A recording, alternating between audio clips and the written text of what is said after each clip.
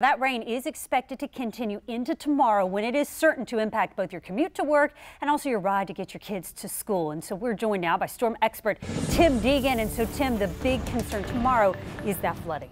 Yes, in fact, through the overnight hours, so we're going to talk about the flood watches and the warnings, and even those of us not under the flood watches or warnings. As Heather and Jeff mentioned, rain is coming. It's pretty much imminent.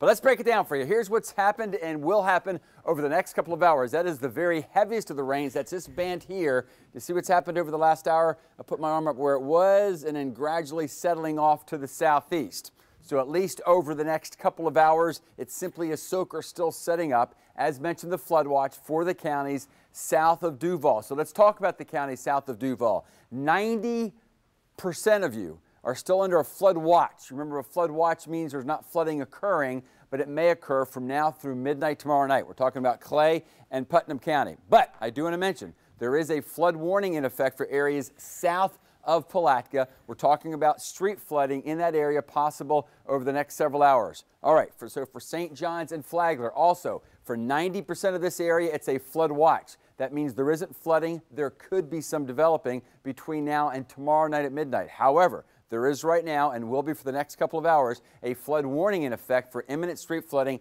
south of Palm Coast. Notice I'm saying street flooding and not necessarily flooding into homes. So what's the big deal about street flooding? Remember the power of moving water. Just 6 inches of moving water can knock an adult over. 12 inches of moving water can carry away a car. 24 inches of moving water can carry away an SUV. We'll talk more about what's going to happen over the next couple of hours and then over the next 24 hours, and we might even talk some baseball.